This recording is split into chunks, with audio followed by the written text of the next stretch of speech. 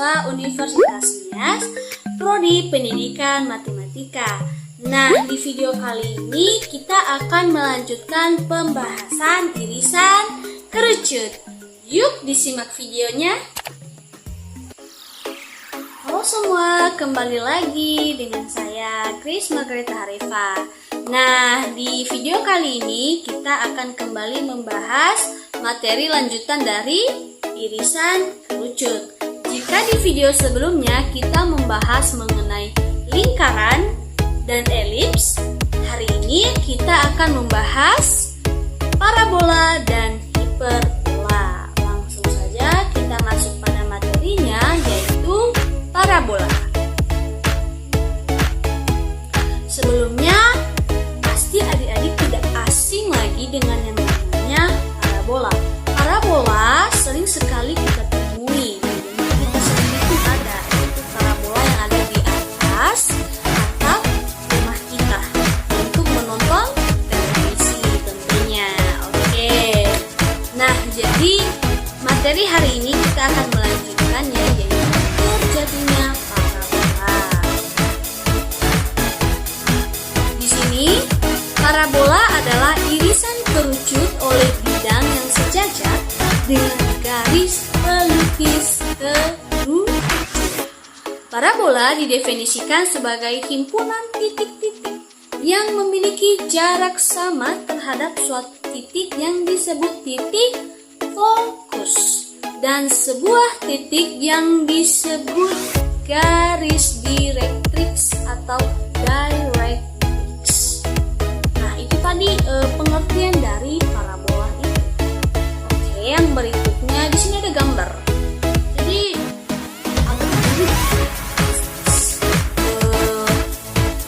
gambarnya ialah ini juga namanya parabola. Nah, di sini ada koordinat kartesius. Dia gambarnya agak melengkung ke atas. Lalu di sini sudah didonitkan apa aja yang ada di dalam garis lengkung tersebut.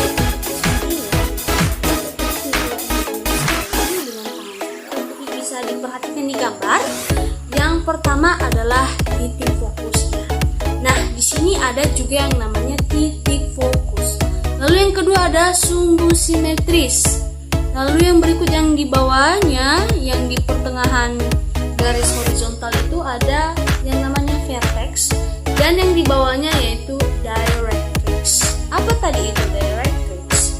Directrix itu merupakan sebuah garis yang diberi nama atau yang disebut garis directrix atau directrix.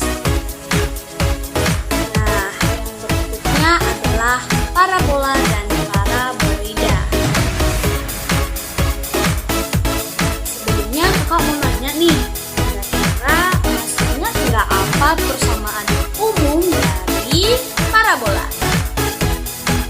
Nah, persamaan umumnya yaitu Y sama dengan A dalam kurung X dikurang H kuadrat ditambah K. Jadi di sini ada penjelasan ini. Puncak parabola berada di titik H dan K. Jika A lebih besar dari 0, maka parabola membuka ke atas. Sedangkan untuk A kurang dari 0, parabola membuka ke bawah. Jadi kakak ulang lagi ya. Ada yang salah dalam penjelasannya. Sekali lagi. Jika A lebih dari 0, maka parabola membuka ke atas. Sedangkan untuk A kurang dari 0, parabola akan membuka ke bawah. Seperti ini. Jika tadi seperti ini, terbuka ke atas, maka ini terbuka ke bawah. Oke, sampai di situ paham? Ya, kakak harap adik-adik paham. Nah, di sini ada gambarnya nih. Nah, ini adalah gambar parabola yang terbuka ke atas. atas. Aduh, tapi sayangnya tidak ada gambar nih yang terbuka ke bawah. Jadi adik-adik bisa mengimajinasikan di pikiran adik-adik bahwa bentuk parabola yang berukuran yang menjulang ke atas atau terbuka ke atas itu juga sama seperti yang terbuka ke bawah. Oke, langsung saja kesimpulannya. Jika suatu parabola dirotasikan menurut sumbu simetrinya, maka akan menghasilkan suatu benda yang disebut paraboloid. Ya, paraboloida ini sejenis juga dengan parabola. Oke, yang berikutnya adalah aplikasi dari paraboloida. Paraboloida banyak digunakan antara lain dalam teknologi satelit, reflektor lampu, maupun lampu senter. Terbayang nggak sih adik-adik? Seperti satelit, reflektor lampu, kendaraan, maupun lampu senter. Pasti terbayang dong. Nah, ini nih, ada gambarnya. Sudah kakak sertakan. Jadi kira-kira seperti ini gambarnya. Ada titik apanya ya? Titik fokusnya dan ada directrixnya. Oke, kita lanjutkan. Titik fokus merupakan bagian yang sangat penting.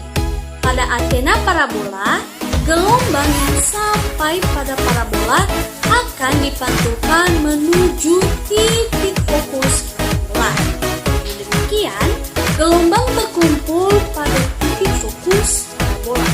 Receiver atau penangkap sinyal pada antena tersebut dipasang pada titik fokus parabola tersebut.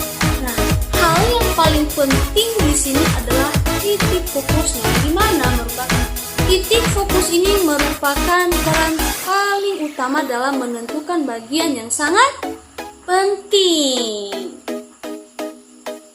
Oke, lanjut kita ke materi hiperbola. Yang pertama adalah terjadinya hiperbola.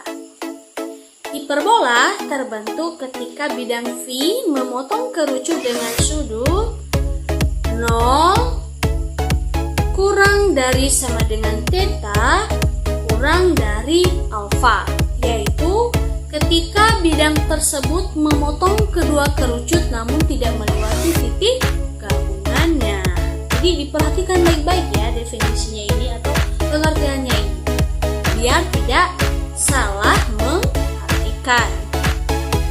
Nah, di sini nih ada gambarnya. Ada gambar irisan kerucut dengan hiperbola tadi. Jadi di sini ada gambar irisan kerucut yang sudah digabung dengan hiperbola lalu dipisahkan. Jadi adik-adik bisa melihatnya sama seperti parabola. Ada yang menjulang terbuka ke atas dan ada yang menjulang terbuka ke bawah. Jadi perlu diperhatikan, hiperbola terbentuk ketika bidang V memotong kerucut dengan sudut 0 kurang dari sama dengan theta kurang dari alfa, yaitu ketika bidang tersebut memotong kedua kerucut namun tidak melewati titik gabungannya. Jadi pas ya dengan gambar yang ada di sini, mereka tidak melewati titik gabungannya. Lalu yang berikutnya adalah hiperbola. Hiperbola merupakan himpunan titik-titik pada bidang sedemikian sehingga selisih jarak dari dua titik tetapnya sama. Nah, meskipun tidak bergabung melewati titik gabungannya, namun selisih jarak dari dua titik tetapnya sama. Jadi di sini ada gambar.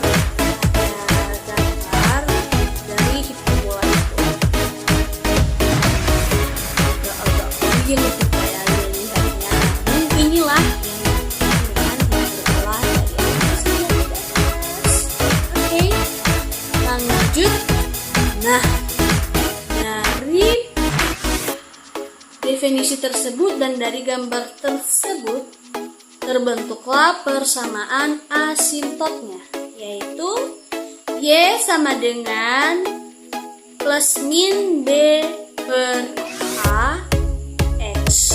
Sekali lagi, persamaan asintopnya Y sama dengan plus kurang B per AX.